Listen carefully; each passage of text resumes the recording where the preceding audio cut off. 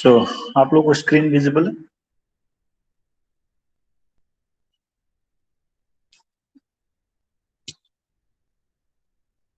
Yes, sir, visible. ठीक। सो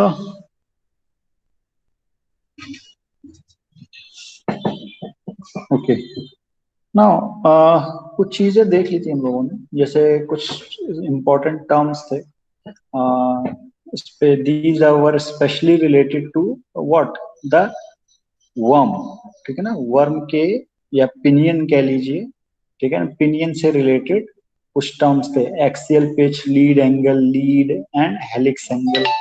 ठीक है, and your pressure angle, and then center to center distance between the two gears. ठीक है, now one more thing is that I have to tell you, uh, in in your sorry, in worm gears, the worm or the pinion has there are two types of pinion that we generally use. ठीक है ना, one is single enveloping and second one is double enveloping. ठीक है ना, double enveloping. ठीक है, जो pinion का जो डिजाइन है वो बेसिकली दो तरीकों से, दो उसमें बांटा गया है, दो तरीके के होते हैं पिनियंस। ठीक है, and these are the most common used in the industry. ठीक है, सो इवन उसमें भी सबसे ज्यादा जो यूज होता है वो यही वाला यूज होता है, ये वाला बहुत कम, बहुत स्पेशल केसेस में यूज होता है। ठीक है, so by design you can see you can see कि सिंगल एनवेलोपिंग तो सिंपल जो होता है वो आपका स्ट्रेट स्क्रू टाइप में होता है। ठीक है ना, स्क्रू टाइप में होता है, but in double enveloping the shape is something like this. ठीक है, थोड़ा सा कर्वेचर आ जाता है, थ्रेड्स में थोड़ा सा कर्वेचर आ जाता है। ठीक है, इसका फायदा क्या होता है ये जान लेते हैं। ठीक है, देखिए सबसे पहली चीज तो ये है कि ये जो होता है आपका पॉइंट कांटेक्ट होता है। क्या होता है? Sorry, line contact, I am sorry. इसमें क्या होता है? लाइन कांटेक्ट होता है। ठीक है, जब ये गियर के साथ मेश करता है, ये वाला जो सिंगल एनवेलपिंग गियर ओपिनियन जो है वो गियर के साथ जब मेश करता है तो लाइन कांटेक्ट बनता है। ठीक है, लाइन कांटेक्ट बनता है। ठीक, और जब लाइन कांटेक्ट बनेगा तो क्या होगा भाई, कोई बताएगा? जब लाइन कांटेक्ट बनेगा तो क्या होगा? What will happen when there is a line contact?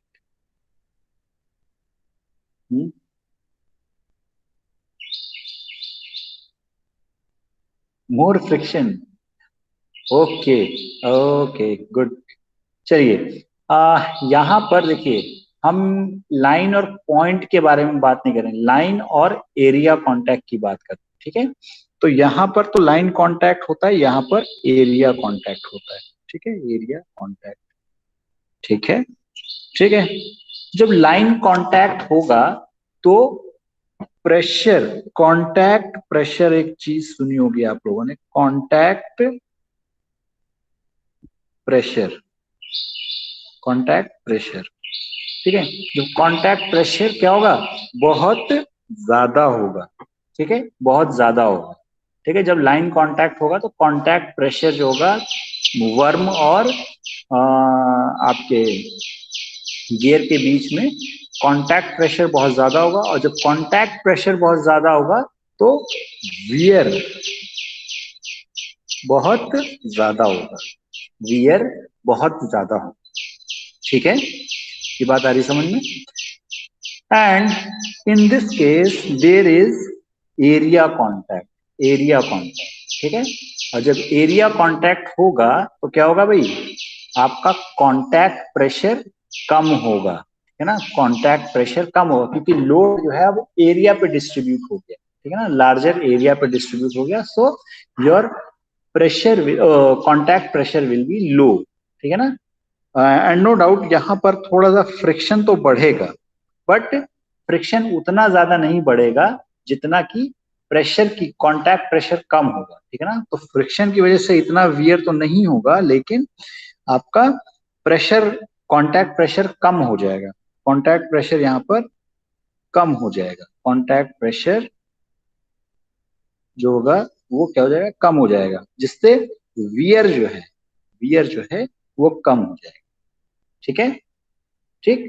अच्छा, इसके अलावा एक चीज और ध्यान देने वाली बात है, ये जो डिजाइन है, ठीक है ना, ये लाइन कांटेक्ट आता है और ये ज्यादा एरिया का करता है, ठीक है ना। सिंगल एनवलपिंग गियर्स पिनियन जो होते हैं या वर्म जो होते हैं, they they occupy more space, more space, ठीक है, मोर स्पेस, इनको ज्यादा स्पेस चाहिए होता है।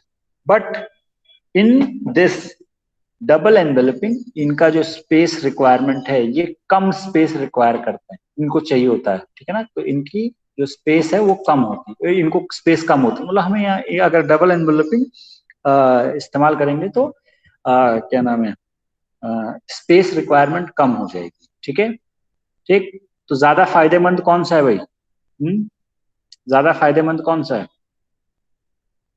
बताइए, सिंगल एनवेलपिंग की डबल एनवेलपिंग? बताएं भाई अब्दुल्ला। डबल इन्वेलपिंग।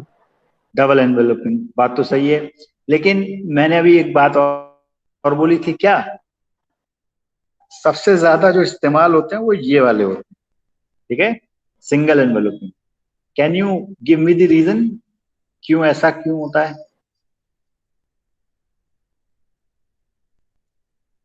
हाँ, can you give me the reason why we use double enveloping, oh sorry, why we use single enveloping, जबकि डबल एनवेलपिंग के बहुत ज्यादा फायदे, ज्यादा फायदेमंद है, बताइए।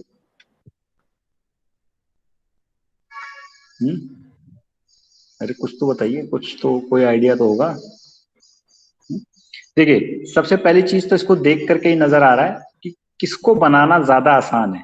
हाँ, Adil Malik has replied manufacturing is easy, ठीक है, यस, मैन्युफैक्चरिंग तो इजी है ही, ठीक है ना, क्योंकि आप इसका डिजाइन ही देख करके कह सकते हैं कि भाई हाँ ये देखिए, इसको बनाना, अभी तो इसमें स्ट्रेट स्ट्रेट बनाना है, इसमें एक कर्वेचर भी देना है, so it's a tough task, it's a tough task. तो प्रोडक्शन तो है ही, साथ साथ में जो सबसे बड़ा टास्क आता है कि इसको अलाइनमेंट करने में, ये बिल्कुल भी मिस अलाइनमेंट टॉलरेट नहीं करता, आपको इसमें बहुत एक्यूरेट अलाइनमेंट चाहिए होता है, ठीक है ना। When you use this double enveloping worm with gear, ठीक है ना, विद गियर और wheel, you require very accurate, very accurate alignment, ठीक है ना, ठीक है, वेरी एक्यूरेट अलाइनमेंट, ठीक है, because it can not tolerate, it can not tolerate miss alignment, ठीक है ना, मिस अलाइनमेंट ये बिल्कुल टॉलरेट नहीं करता है, ठीक है, it can not, it do not tolerate miss alignment, ठीक है। So that's why we we avoid using this double enveloping worm, instead कि इसके फायदे बहुत ज्यादा हैं, इंस्टेड इसके फायदे बहुत ज्यादा हैं, ठीक है, और इसी वजह से इसकी कॉस्ट बढ़ जाती है, ठीक है ना, कॉस्ट बढ़ जाती है, और हर जगह पैसा ही बचाना है सबको, है ना, ठीक है, पैसा और टाइम, ठीक, okay. Now so moving ahead, कुछ चीजें मैं कुछ टेबुलेटेड डेटा है कि आपको single, double and triple, quadruple और ये हेक्स सेक्सटपल स्टार्ट जो है ये कहाँ कहाँ यूज करते हैं। So first of all I would like to ask you all कि ये जो पहले क्लास में बता चुका हूँ फॉर सेक ऑफ रिवीजन, ठीक है ना, कि मैं जानना चाह रहा था what do you mean by this number of starts, ये आपको लिखा हुआ दिख रहा है, ये नंबर ऑफ स्टार्ट्स का क्या मतलब समझते हैं आप लोग, number of starts?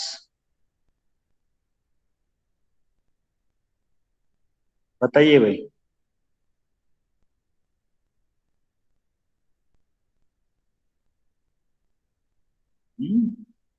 Anyone? Adeel, Ammar, Hitik and Mohammad Amin, Momin Abdullah and Sahil, please tell me what do you mean by number of start? Number of start का क्या मतलब समझते हैं आप?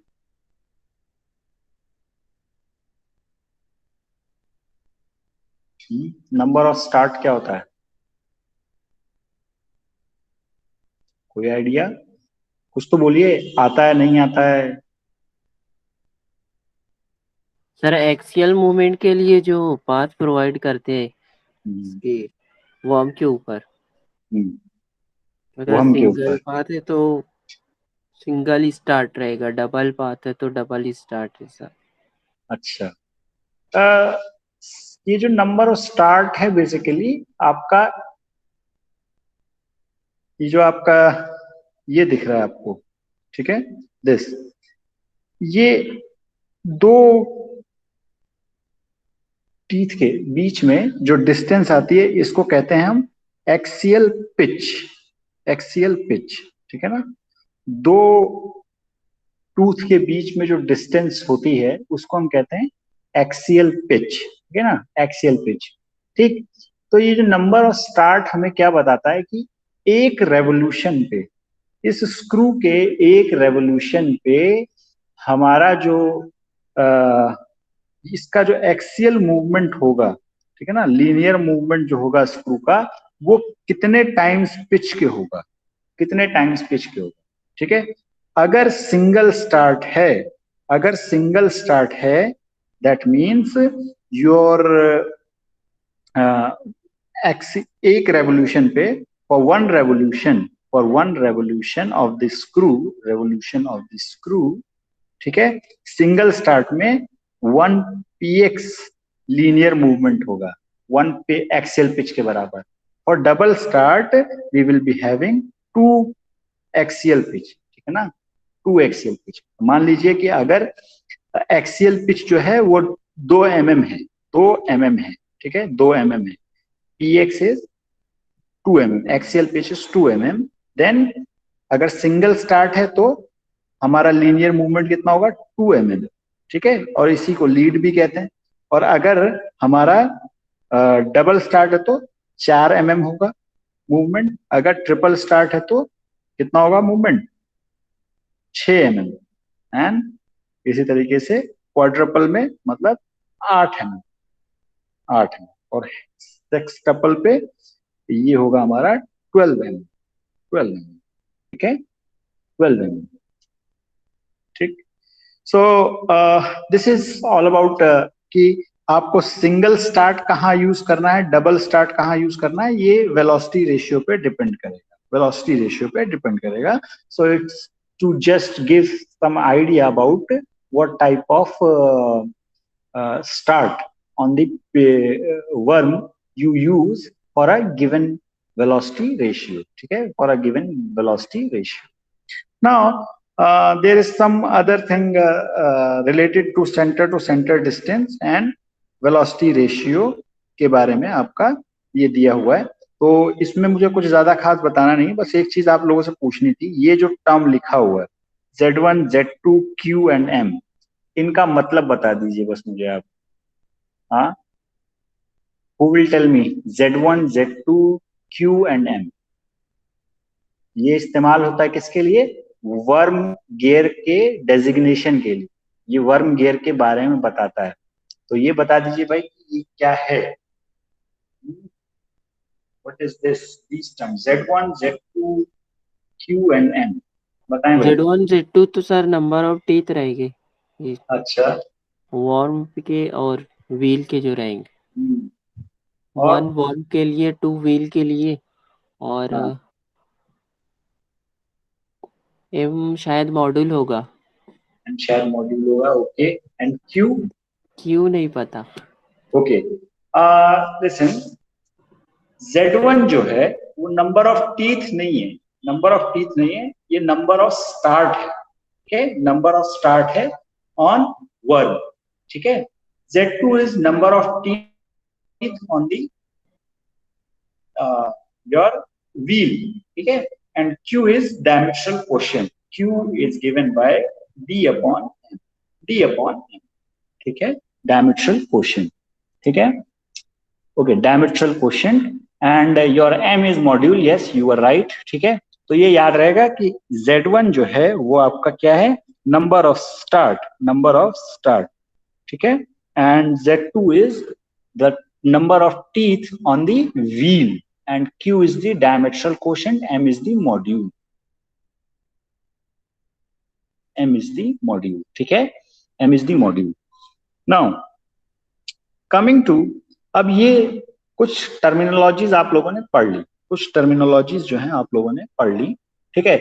अब इन टर्मिनोलॉजीज को पढ़ने के बाद, जैसे आपने कुछ चीजें स्पर गियर और क्या नाम है हेलिकल गियर में पढ़ा था, क्या अगर आपको मॉड्यूल पता है तो आपको बाकी सारी चीजें निकाल सकते हैं. मॉड्यूल और पिच सर्किल डायमीटर पता हो तो आप क्या निकाल सकते हैं भाई, addendum circle, addendum height, dedendum circle, ठीक है, या डिडेंडम डायमीटर, ठीक. तो ये सारी चीजें निकाल सकते हैं and these are given by, इसका कोई डेरिवेशन नहीं है, these are standard that has been decided, ठीक है, that has been decided and everywhere we have to use these standards only, ठीक है. तो पहली चीज तो मैं आप लोगों से ये पूछना चाहूंगा कि ये जो इसमें HA1, इसमें तो दो गियर्स हैं, ठीक है ना. जो ये जो सब्सक्रिप्ट लगा है 1, वो 1 सब्सक्रिप्ट पिनियन के लिए या वर्म के लिए है एंड दिस सब्सक्रिप्ट 2, हर जगह जो सब्सक्रिप्ट 2 लगा है, ठीक है, वो हमारा व्हील के लिए, ठीक है, ये याद रहेगा, ठीक है. तो ये हमारा व्हील है and this is our pinion और वर्म, ठीक है. तो एच ए जो दिखा रहा है, ये जो HA1, it is the addendum height of the pinion, ठीक है, addendum height of the pinion and F जो डिनोट कर रहा है, वो क्या डिनोट कर रहा है भाई, एफ जो डिनोट कर रहा है वो क्या डिनोट कर रहा है, डिडेंडम हाइट, डिडेंडम के बारे में बता, ठीक है, डिडेंडम के बारे में बता, ठीक है. Now first of all you tell me कि अडेंडम क्या होता है और डिडेंडम क्या होता है, ठीक है, अडेंडम क्या होता है और डिडेंडम क्या होता है. Who will tell? Addendum and dedendum क्या होता है, addendum height and dedendum height, बताइए. ये तो यूनिट 1 में चीजें पढ़ी हुई, आप लोगों को फटाफट बताना चाहिए. सर जो टीथ होते हैं, अगर टीथ का सेंटर लाइन जो है उसके ऊपर का जो पोर्शन है वो अडेंडम होता है और उसके जो बिलो आते हैं वो डिडेंडम रहता है. Okay, first of all you tell me what is, जो आपने कहा ना टीथ के बीच की लाइन, इसको क्या कहते हैं, इस बीच की लाइन को PCD. हाँ, PCD. Okay, addendum distance, addendum height. Okay, somebody has messaged, Adil, addendum distance between pitch circle diameter and the outer diameter, ठीक है ना. yes, and dedendum क्या होता है भाई, dedendum distance between PCD and smaller radius जो रहेगा. PCD कहना ठीक नहीं है, you just say pitch circle, diameter मत बोलिए, पिच सर्कल बोलिए, ठीक है ना, पिच सर्कल बोलिए, ठीक है, पिच सर्कल डायमीटर में दिक्कत हो जाएगी, ठीक है. तो बेसिकली ये आपका अगर बेस सर्किल है, ठीक है ना, if this is your base circle and इसके ऊपर आपका टीथ बन रहा है, ठीक है, टीथ बन रहा है किसी गियर का, then this is your teeth and this is your pitch circle. So this height is HF, dedendum height, and this height is known as addendum height. addendum height. ठीक है. So proportion of the worm gear is given as क्या? पहले हम pinion की worm की बात कर रहे हैं. ठीक है ना. सारे के सारे हम यहाँ पर वर्म की बात कर रहे हैं. ठीक है ना. तो HA1 is the addendum height of the worm and it is equal to module. ठीक है. Dedendum height is 2.2 times cos gamma minus 1 m. Cos gamma minus 1 m. And gamma is what? Gamma क्या होता है भाई? Lead angle. ठीक है. Lead angle. And C is the clearance. ठीक है. तो क्लियरेंस क्या होगा भाई? क्लियरेंस क्या होगा?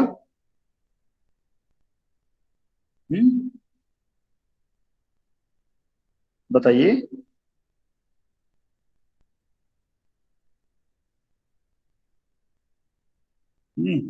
बताएं भाई, क्लियरेंस क्या होगा?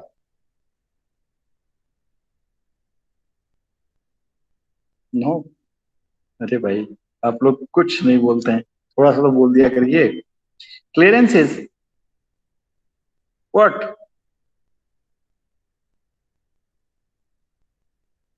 HA1 minus HA2, sorry HF1. ठीक है. Clearance will be what? कुछ नहीं बोल रहे आप लोग, कुछ नहीं. Okay. Suffix 1 is for worm. Suffix 1 is for worm. ठीक है. Suffix 1 is for worm. ठीक है.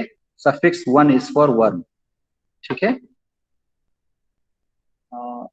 Suffix more is ठीक है. ठीक है. So ठीक. अब जब आपको अडेंडम हाइट और डिडेंडम हाइट पता है, जब आपको अडेंडम हाइट पता है और डिडेंडम हाइट पता है, तो अडेंडम डायमीटर और डिडेंडम डायमीटर निकाल सकते हैं. ठीक है. अडेंडम डायमीटर क्या होगा भाई? अडेंडम डायमीटर क्या होगा? DA1 will be is equal to what? Pitch circle diameter plus 2 times the addendum height. 2 times the addendum height.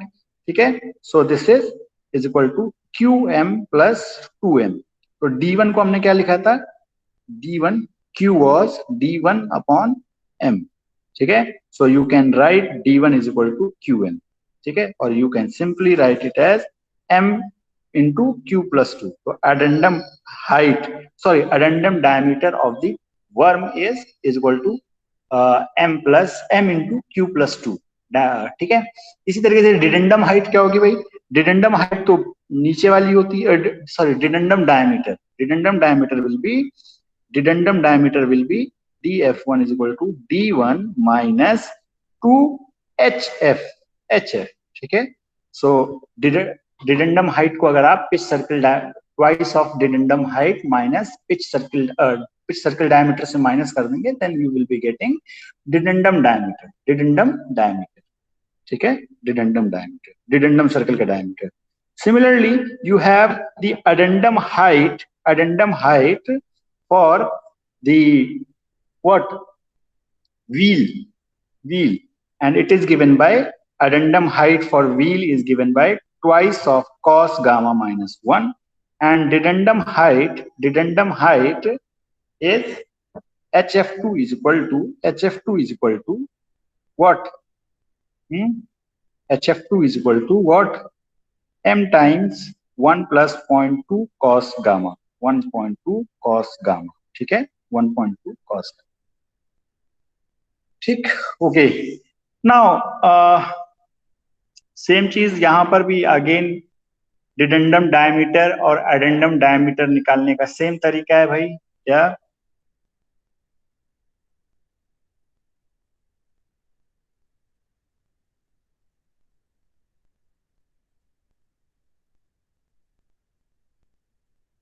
Pitch circle diameter plus twice of addendum height and dedendum diameter is equal to pitch circle diameter minus twice HF. ठीक है. So you can easily calculate addendum diameter and dedendum circle diameter. ठीक है. Dedendum circle diameter. Now here is one thing, that is, you have to find one thing that has to be calculated is the arc length. ठीक है,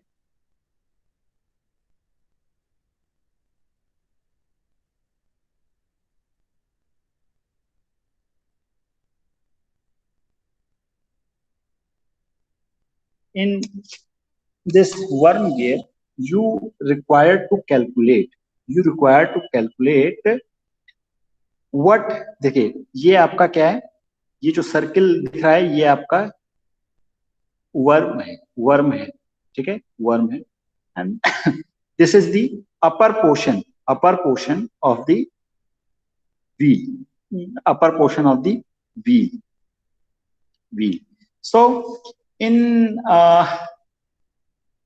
worm gear design, in worm gear problems we require to have the contact length, ठीक है ना, face width का जो contact length होता है, ये वाली जो लेंथ है, ठीक है, ये वाली जो लेंथ, या फिर आप इसको ये वाला जो पार्ट, इसको ऐसे समझ लीजिए, ये जो पार्ट है, sometimes we require to find this length, ठीक है, ये वाली जो लेंथ है, लेंथ जो है ये length X Y G length, we need to find sometimes this length, and it is known as what, root length, ठीक है ना, रूट लेंथ और length of the root of the worm, ठीक है, वर्म का रूट लेंथ, ठीक है ना. सो it is given by the expression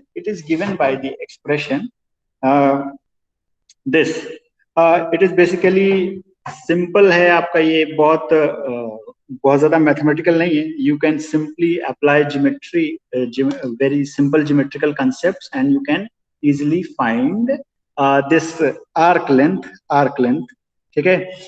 ये arc length इस बेसिस पे निकाला जाता है कि you know this width, you know this face width of the wheel, ठीक है. ये कुछ ये वाला पार्ट है, ठीक है ना, ये जो F डिनोट कर रहा था वो ये है आपका फेस विड्थ, ठीक है, फेस विड्थ, ठीक है, ठीक. सो ये वाला पार्ट, ये इतना जो पोर्शन है आपका, ये वाला पोर्शन दिखाया गया है, वहां पर हमने इसको जूम करके ये वाला पोर्शन दिखाया है, ठीक है, ये वाला पोर्शन हमने यहाँ पर जूम करके दिखाया है, ठीक है. So if we know this face width of this wheel, worm wheel की अगर हम face width पता हो, so we can easily find what, बताइए भाई क्या फाइंड कर सकते हैं? We can easily find this arc length. कैसे फाइंड करेंगे भाई? अगर ये F है तो ये वाली डिस्टेंस जो होगी, ठीक है, ये क्या होगी भाई? F by 2, ठीक है, and this distance is what? This distance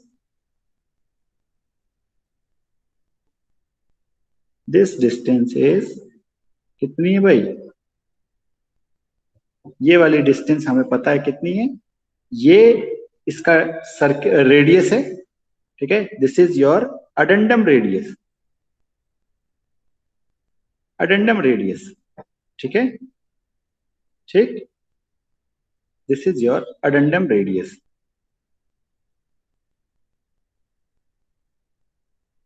ठीक है. So if you calculate and apply this using Pythagoras theorem, ठीक है, you can find F is equal to 2m plus under root q plus 1, ठीक है. जब आपके पास ये F आ गया, ठीक है, you can simply apply trigonometric relations, then you can find this one also, delta And what is delta? Sine delta is equal to this length, ठीक है, this length, this whole length, sine delta is equal to f by 2 upon sine delta is equal to f by 2 upon this length, and this length is given by addendum height dA1 plus 2c by 2, ठीक है. So here it is written as del, ठीक है, del. And you know del जब ये angle निकल आया, ठीक है, जब ये एंगल निकल आया तो now you can simply find ये पूरा एंगल कितना होगा, 2 del, ठीक है. तो ये आर्क लेंथ कितनी होगी, ये आर्क लेंथ कितनी होगी, तो ये जो आर्क लेंथ होगी, ये जो आर्क लेंथ होगी वो क्या होगा, this angle into this distance, ये रेडियस, ठीक है ना, ठीक है. Arc length is equal to arc length is given by theta into radius, ठीक है, रेडियस, ठीक है. और यहाँ पे थीटा आपका क्या हो गया, 2 times delta, and arc length is what, sorry, radius is this 2d1 plus 2c by 2, ठीक है. So this arc length is find in this way, ठीक है. इस एक्सप्रेशन का वैसे तो अभी यहाँ पर कोई फिजिकल सिग्निफिकेंस नहीं है, but when you are solving numericals, this is directly used in standard relations. This value LR जो वैल्यू है आपकी, ये डायरेक्टली आपकी स्टैंडर्ड रिलेशंस जो अवेलेबल हैं वहां पर इसकी यूज होती है, ठीक है. So there we require this arc length or root length of the worm, root length of the worm wheel, ठीक है. This length is required over there. Directly it is being used in the standard relations. So that's why we need to find this, ठीक है. तो may be हो सकता है कि अभी आपको ये नहीं समझ आ रहा कि इसकी जरूरत क्या है, but in later stages we will be requiring this, ठीक है. कमिंग टू इतनी चीज तो समझ में आ रही है. नाउ अब एक प्रॉब्लम कर लेते हैं तो ज्यादा आसानी से समझ में आएगा, ज्यादा आसानी से समझ में आएगा, ठीक है. तो बताइए भाई, आप लोगों को प्रॉब्लम विजिबल है?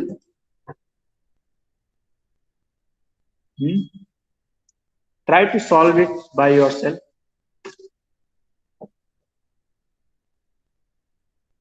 देखिए सिंपल सा ये जो गिवन है, ये क्या गिवन है भाई, बताएं.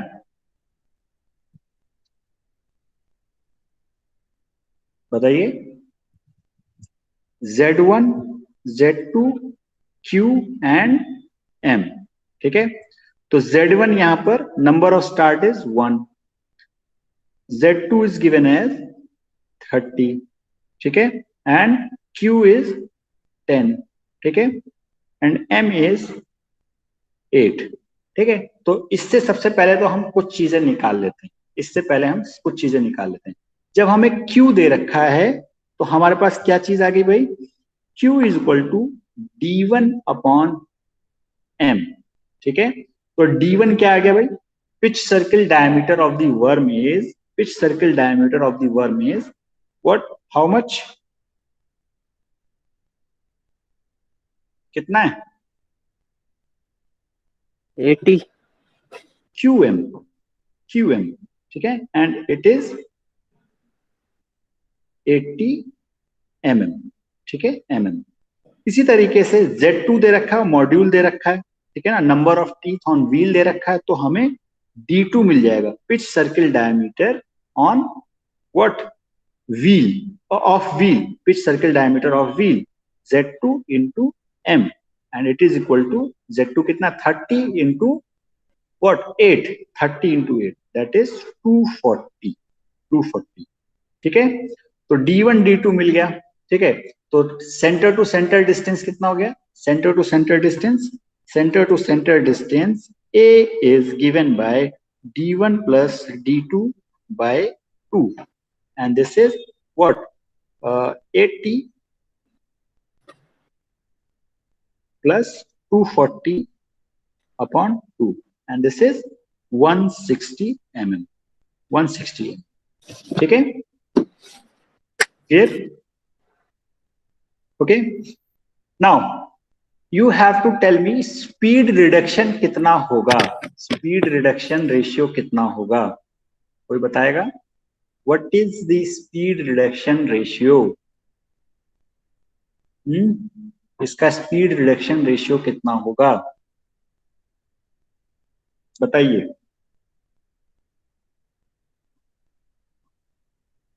1:100. How? बताइए भाई, 1:100 कैसे हो गया?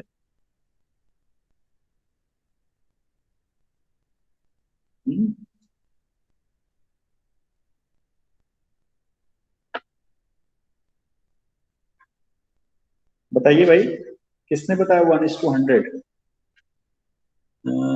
अदील मलिक. Theoretically no.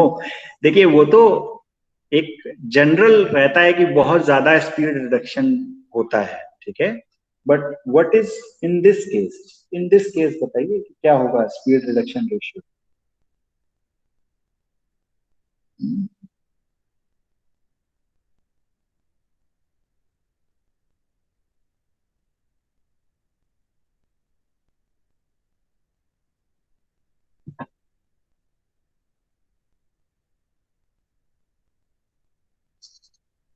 क्या होगा? स्पर गियर के केस में क्या होता है?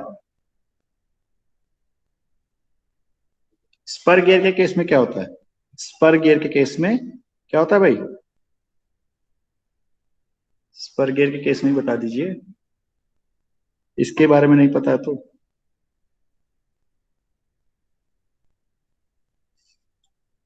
क्या हो गया भाई, सब सो गए क्या? हितिक, मोहम्मद अमीन, साहिल, शहबाज. क्या होता है भाई स्पर गियर के केस में स्पीड रिडक्शन क्या होगा?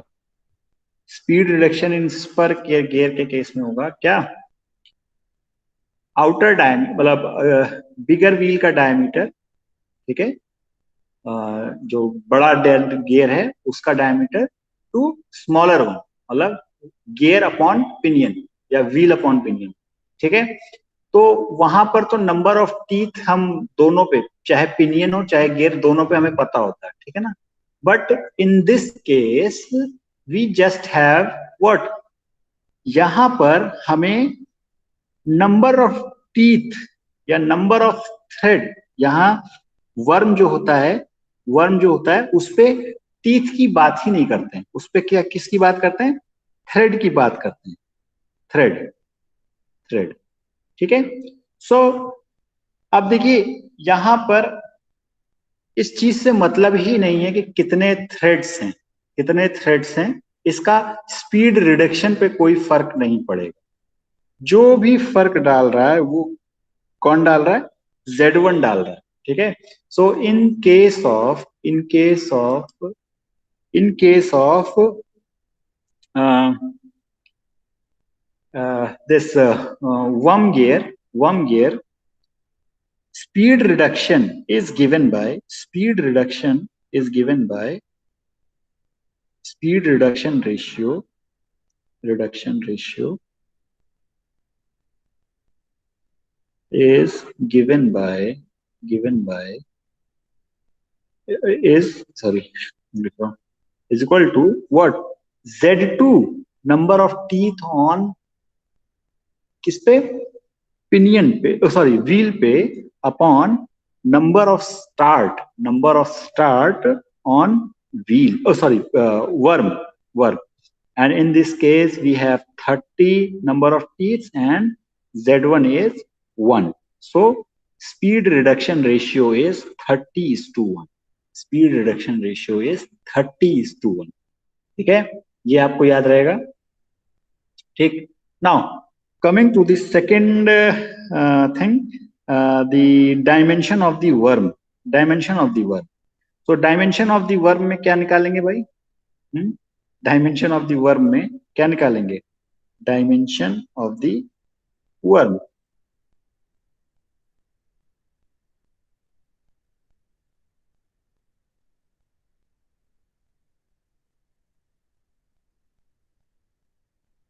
तो अगर वर्म की डायमेंशन बतानी हो तो क्या क्या बताएंगे?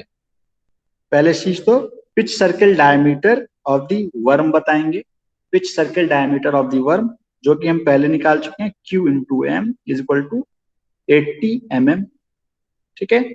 Then you will tell what addendum height HA1 and it is equal to m and it is equal to 8. तो जब ये एडेंडम हाइट आ गई तो डिडेंडम हाइट की, ओ सॉरी, एडेंडम डायमीटर कितना हो जाएगा? It is equal to what? D1 plus 2HA1 and this is 80 plus 2 into 8, 16 and this is 96 mm. ठीक है. Now addendum height and dedendum height of the pinion आ गया, वर्म आ गया.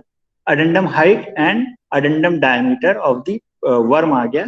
Now what we have to find is what dedendum height. Dedendum height HF1 and HF1 is given by what? HF1 is given by कितना था भाई? 2.2 cos gamma minus 1 times m. ठीक है. अब हमें निकालना है गामा. गामा क्या होता है भाई? गामा है क्या? Lead angle. And lead angle is given by, if you remember, what? Lead angle is tan gamma is equal to Z1 upon Q. Z1 upon Q. ठीक है. tan gamma is Z1 upon Q. ठीक है. Z1 upon Q. So gamma is equal to tan inverse what? Z1 कितना है भाई? 1 and Q कितना है? 10. Q कितना है? 10. ठीक है. So what is the value of this? Tan inverse 0.1. इसकी वैल्यू बताएं कितना है? गामा की वैल्यू, गामा की वैल्यू बताएं भाई. 5.710. 5.710. Gamma is equal to 5.710 degrees. हाँ, गामा. ठीक है. तो अब आप HF1 निकाल सकते हैं. HF1 2.2 cos 5.71 minus 1 m. ठीक है. तो कितना आ गया भाई? कितना आ गया बताइए. कितनी वैल्यू आ रही है?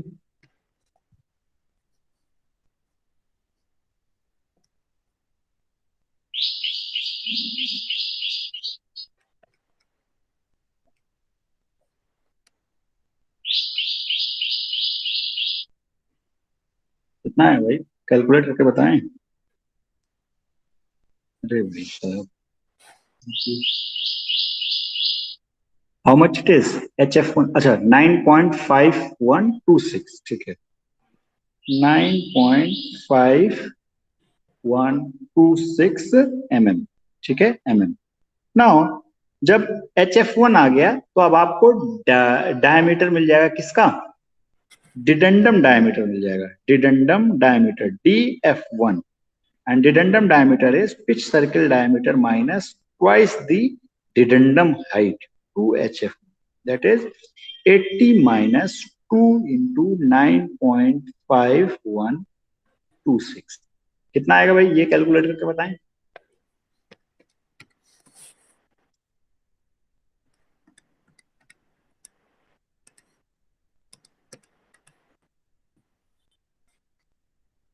कितना आया? 60.974 60.974 60.974 mm, ठीक है, 60.974, ठीक है।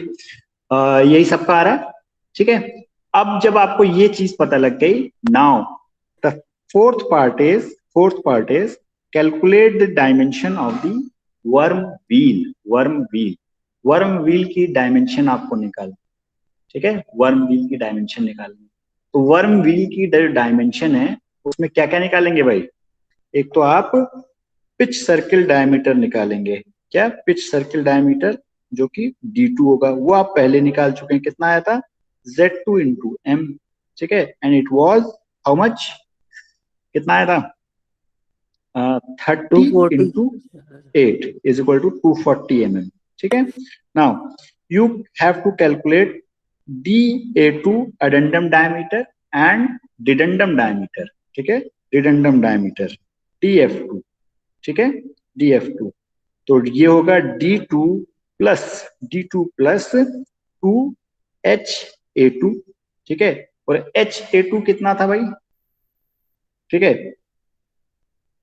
तो 240 plus 2 into H A two अगर आप देखें तो कितना आया था भाई हमारे पास?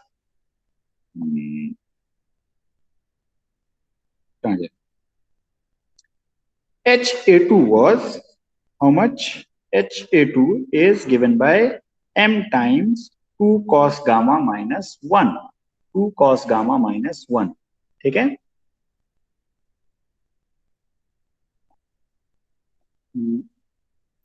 तो HA2 is 2, sorry,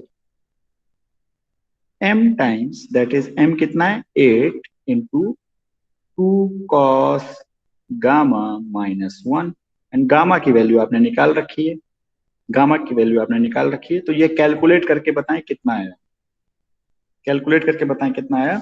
similarly you have D2 minus 2HF2 and this will be 240 minus 2 into what? ये जो आपका आता है क्या होता है भाई? DF2 will be given by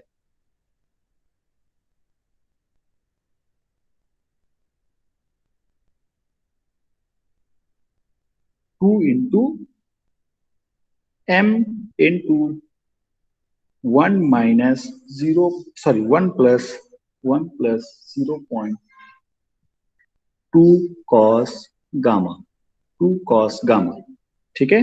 and substituting the value of gamma and m you can easily find. तो addendum diameter and dedendum diameter बताइए क्या क्या आया आप लोगों का? बताएं भाई, addendum diameter and dedendum diameter कितना आया? हाँ, HOD के अंदर addendum diameter और dedendum diameter कितना आया भाई? कैलकुलेट करके बताएं, ठीक है, ये आप कैलकुलेट करके बताइए। एंड अपार्ट फ्रॉम दिस एक चीज आपको और निकालनी पड़ेगी, और वो क्या थी भाई? Face width, face width, and face width is equal to F, and this F is given by, आपने अभी कैलकुलेट किया था, twice of module times under root plus 1, ठीक है, क्यू प्लस 1, ठीक है। तो 2 इंटू एम कितना है? 8 इंटू अंडर रूट कितना है ये? 10 प्लस 1, दैट इज 11 का under root. And you tell me what is this value? Face width कितना आया भाई? फेस विड्थ कितना आया?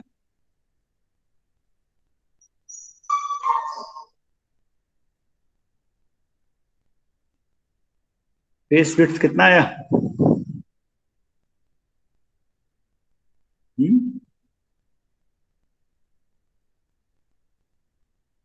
बताएं भाई, अदील, हितिक, मोहम्मद अमीन,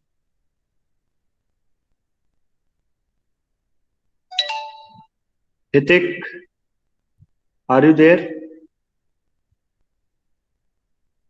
हितिक,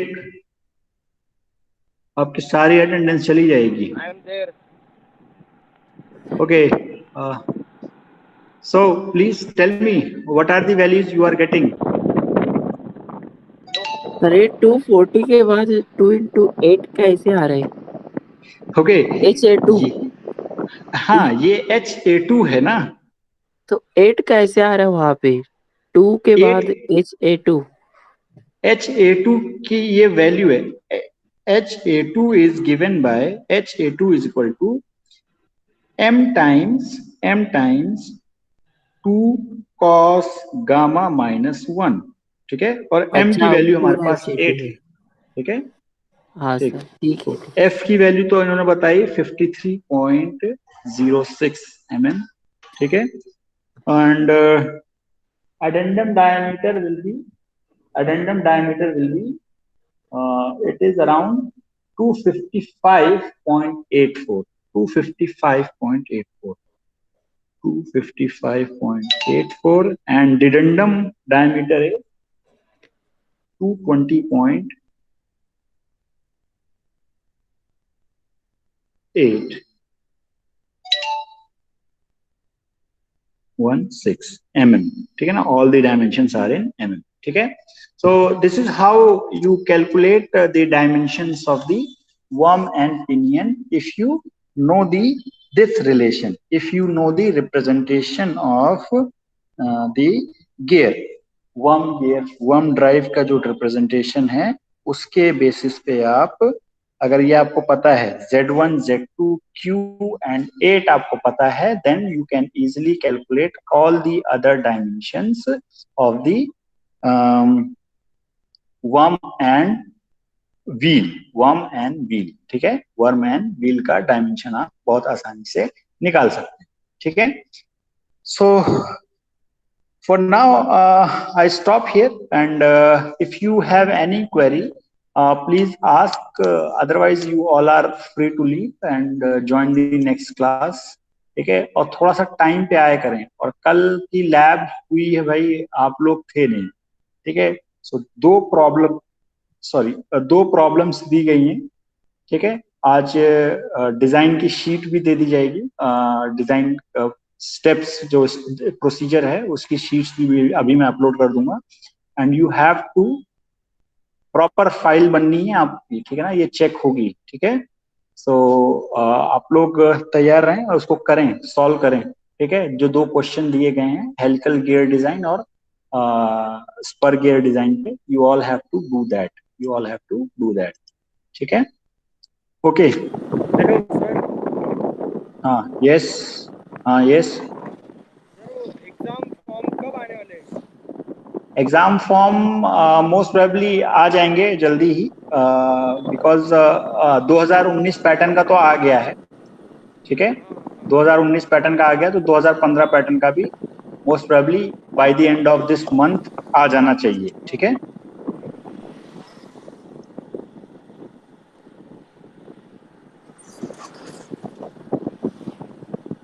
ठीक है, और कोई क्वेरी?